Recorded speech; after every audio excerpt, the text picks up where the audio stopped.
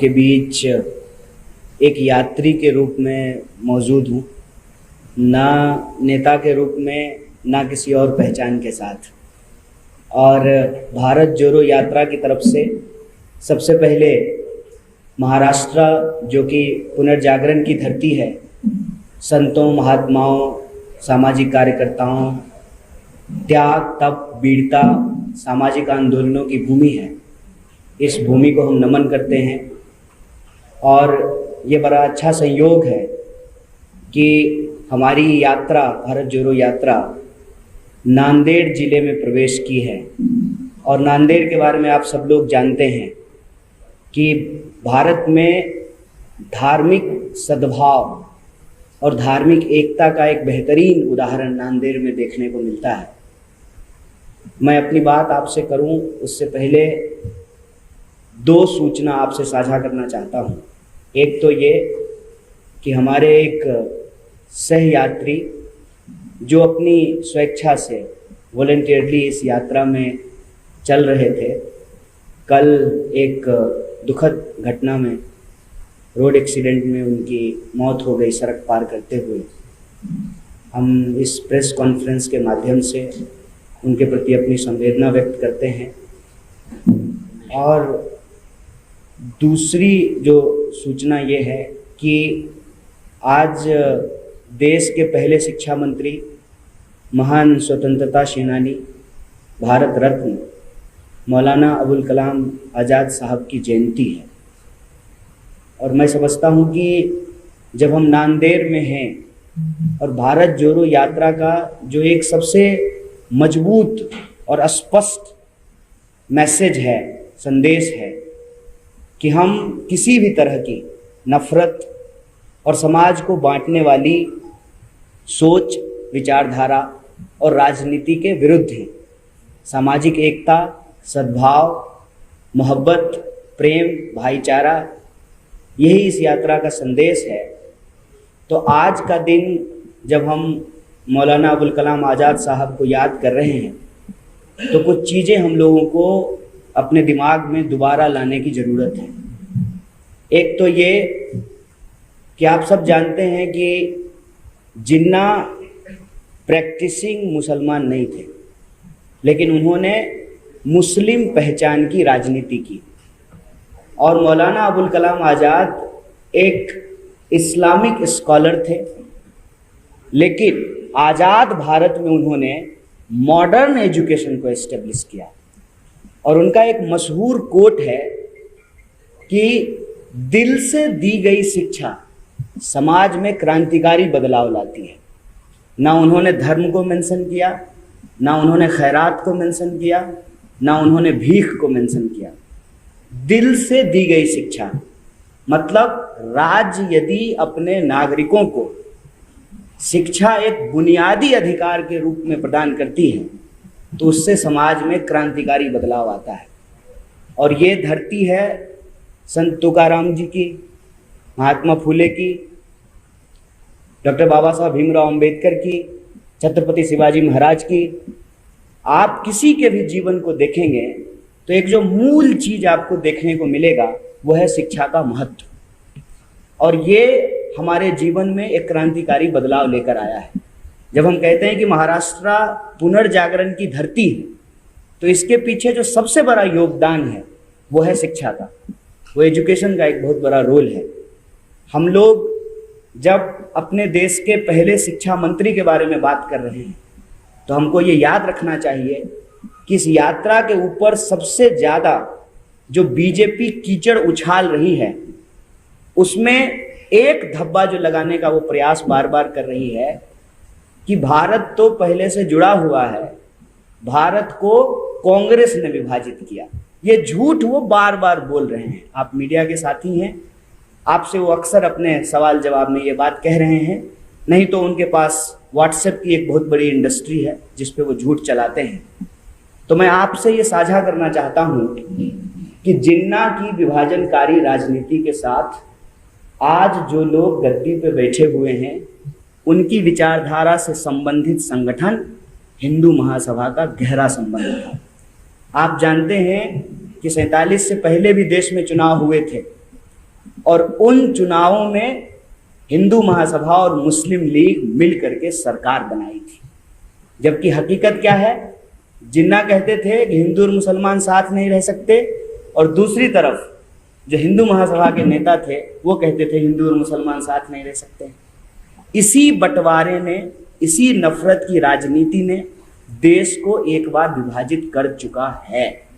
और आज जब हम 2022 में भारत जोड़ो यात्रा निकाल रहे हैं तो हमारी सबसे बड़ी चिंता यही है कि जो देश जमीन से जुड़ा हुआ है, जो देश ज्योग्राफिकली जुड़ा हुआ है, वह देश इमोशनली भी जुड़ा रहे। जमीन के साथ साथ हमारी भावनाएं भी जुड़ी रहे, हमारी उम्मीदें भी जुड़ी रहे, हमारी आशाएं भी जुड़ी रहे। इस देश के किसी भी नागरिक को, चाहे वो समाज के अंतिम पायदान पे खड़ा व्यक्ति हो, उसको कभी ये महसूस ना हो कि इस देश में उसके भविष्य की चिंता नहीं की जा रही है। हम ये महसूस कर रहे हैं कि लगातार राजनीतिक विमर्श से, सामाजिक विमर्श से, परिवार के व्हाट्सएप ग्रुप में, स्कूल के व्हाट्सएप ग्रुप में लोगों के बुनियादी सवाल गायब कर दिए गए हैं और जो गैर जरूरी चीजें हैं उस पर फोकस किया जा रहा है।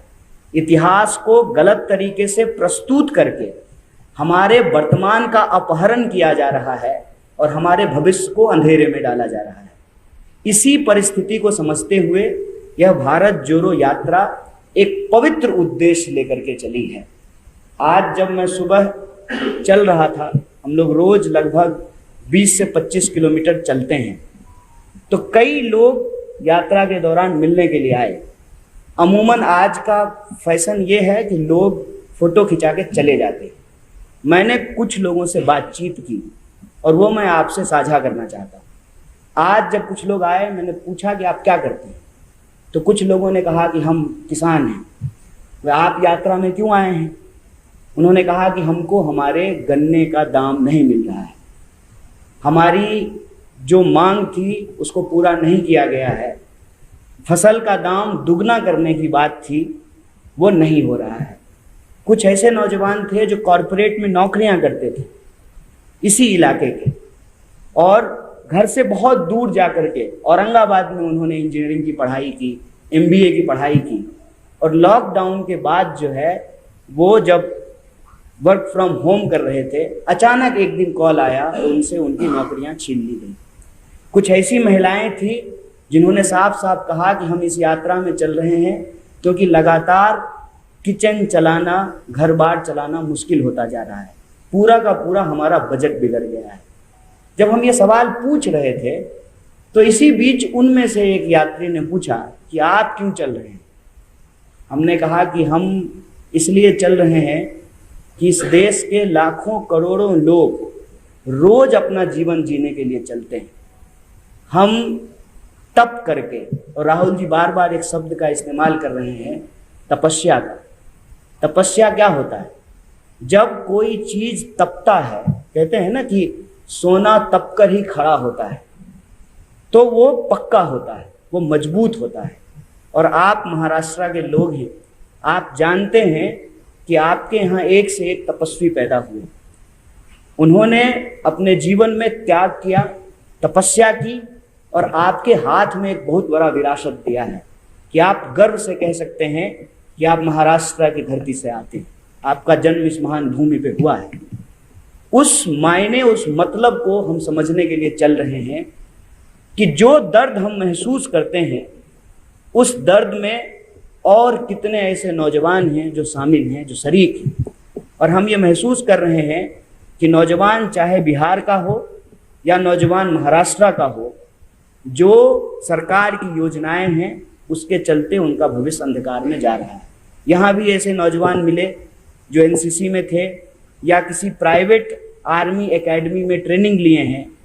उनको लगता है कि उनको अब आर्मी में नौकरी नहीं मिल सकती है क्योंकि सरकार नौकरियां खत्म कर रही है। और मेरी उस बात से वो सहमत होते हुए नजर आए कि आपके बच्चे की नौकरी की गारंटी नहीं है, और अमित शाह जी का बेटा BCCI का सेक्रेटरी बन गया है, और वो सेक्रेटरी बना रहे इसलिए कानून में भी परिवर्तन किए जा रहे हैं। और मजेदार बात यह है कि प्रधानमंत्री चुनावी रैलियों में खड़ा होकर के परिवारवाद पे भाषण देते हैं।